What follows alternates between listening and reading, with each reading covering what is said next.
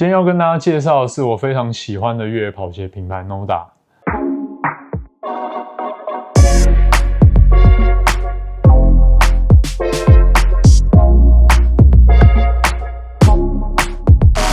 近几年来，如果你有在关心 Urban Outdoor 的，或者是你是这个领域的爱好者，你应该对于 Hoka、On、Salomon 这些品牌不陌生。但是你也会发现一些小众精品的品牌开始逐渐的出现，包括 Certify、Roa， 还有今天要介绍的 Noda。这些品牌靠着跑者社群，还有风格选物的通路开始逐步扩张。那大家都会问，这些品牌到底值得吗？那今天我就来分享一下自己购买、长期使用的3双 Noda 跑鞋。那也跟大家分享一下购买时需要注意的事项。那我们就开始认识一下这个品牌吧。首先 ，Noda 是来自于加拿大蒙特娄的越野跑鞋品牌。那创立于2020年，外形简约低调，保持着一贯的加拿大设计风格。它最大的特色是采用世界上号称最强韧的纤维 Dyneema 来作为鞋面。那也跟 Vibram 共同开发中底，所以他们几乎是集结了目前制鞋用料上面最强大的科技，几经疯狂的投入成本，才在2021年的时候推出他们第一双越野跑鞋001。那至今也只有002、003、005、008、055这总共6个款式。Noda 为什么要这样造鞋呢？ Noda 品牌的主理人 Nick 跟 Willa 本身就是超马运动员，他们也在运动产业耕耘非常多年，而且他们发现市面上并没有任何一双可以称之为完美的越野跑鞋。Noda 的任务就是要创造出一双最好的越野跑鞋。那他们也认为真正的永续性应该是来自于耐用。在 Noda 之前，没有人想过能够将在帆船、帐篷、背包、防弹材质上面的布料 Dyneema 拿来做鞋面。它就是一种超高分子量的聚乙烯，也就是塑胶。那它有轻量跟耐磨，而且几乎不具延展性的特性。重点是它的强度超强，它是钢的15倍强度。但问题是它超难做鞋，因为它太滑、太硬，以至于在做鞋面的时候也很难塑形。所以 Noda 几乎是重新设计整个鞋面工法。在一开始的时候，他们是以少量生产的方式出现在越野跑鞋的市场。那这个也反映在它的成本上面，因为它比尼龙其实贵上许多。当初我在户外选物店看到 Noda 的时候，先被它极简的外形吸引，再被它的价格吓到。但是我觉得后来经过研究，我觉得 Noda 就是标准懂得就懂的品味。至今还属于 Noda 独家的这个 Dyneema 制鞋工艺，在面对户外山林使用的时候，它除了耐磨，更棒的一点是它的疏水性极佳。就在一般的日常雨天，就算鞋面湿掉，足部也能保持干爽。刚去淋了个雨回来，鞋子都变潮湿。现在来实测一下，那鞋面其实是蛮湿的，但看不太出来，但颜色已经就是有明显的变化。那鞋子里面因为它有个内层，所以就脚还是蛮干爽。但刚其实雨是超级大，那在雨中步行有撑伞的状况下，大概呈现这个样子。那我现在用吹风机处理一下，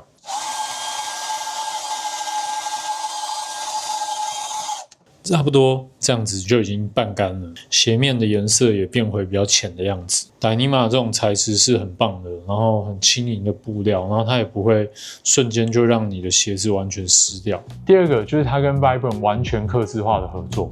那除了发泡中底的配方，另外就是采用他们 Mega Grip 的最顶尖的抓地力大底。那鞋底除了轻量的 Lipace，那这是 Vibram 家族里面最高的设定，它比一般的黄金大底再减轻30%的重量。鞋底还加入了10枚的鞋钉，它分布于前后掌主要踩踏抓地的位置。你可以看见它的橡胶几乎是整片式的，而且延伸到后跟。那这跟其他轻量越野跑鞋只有局部分布的方式其实不太一样，也因此它在面对一些山径地形的时候，真的提供很好的安全感。他们几乎用上了最顶级的制鞋材料，耐用性更是你长期使用之后会感受得到。它不是那种马上穿上去就会让你觉得超级惊艳的 Q 弹，但是越走越跑，越觉得它在提供你一个稳定力量的支撑输出。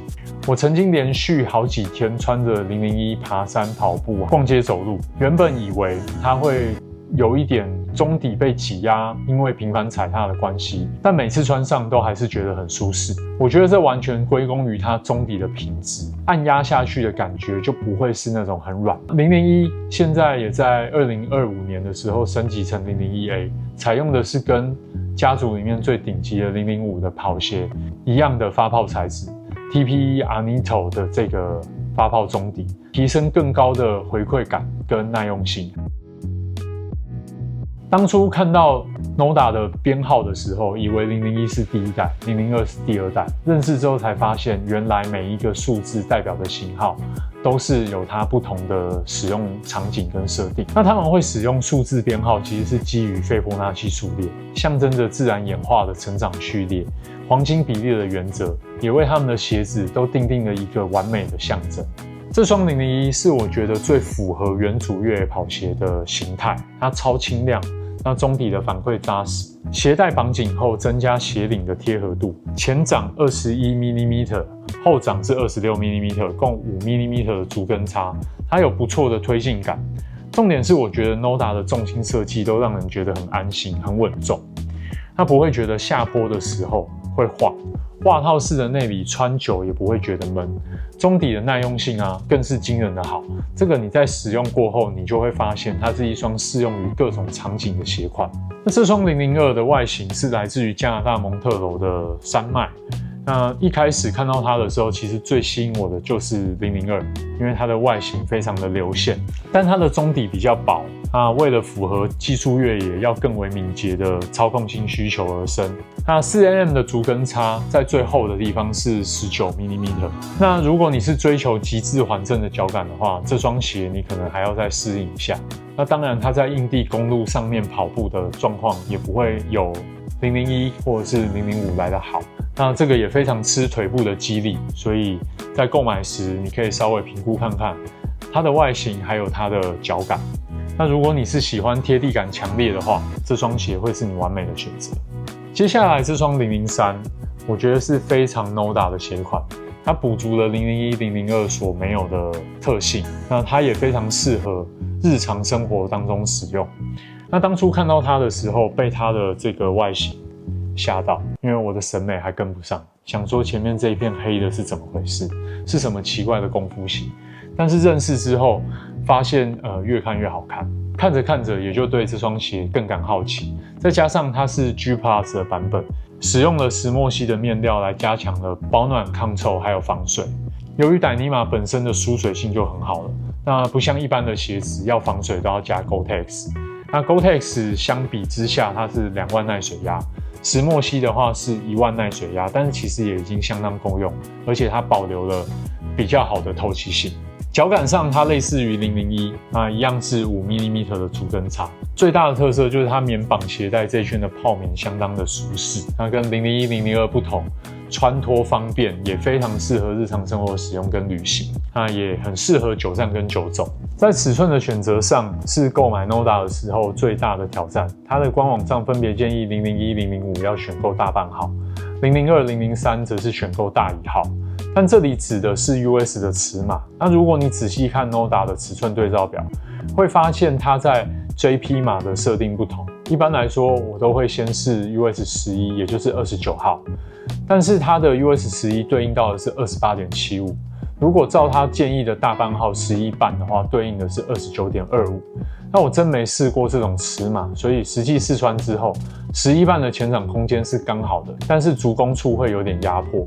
那因为是傣尼玛的鞋面，所以想说它不会再松了，它其实真的也不会松了，所以建议你可以抓大一点点的尺寸。那001我就拿的是12号，那002、003则是按照他建议的，都是拿大1号是没有问题。005的话，我也是以大半号的方式来去做选择。那各类型还是有些微的差异，所以如果在购买前建议还是试穿一下。那另外是女鞋的尺寸，如果你的尺寸是介于 US 8号到9号之间，你可能要稍微留意一下，因为日本码是 0.25 的等差，但到9号半以上又恢复成 0.5 的等差，所以如果你的尺寸刚好落在这个区域的，建议可能要稍微注意一下。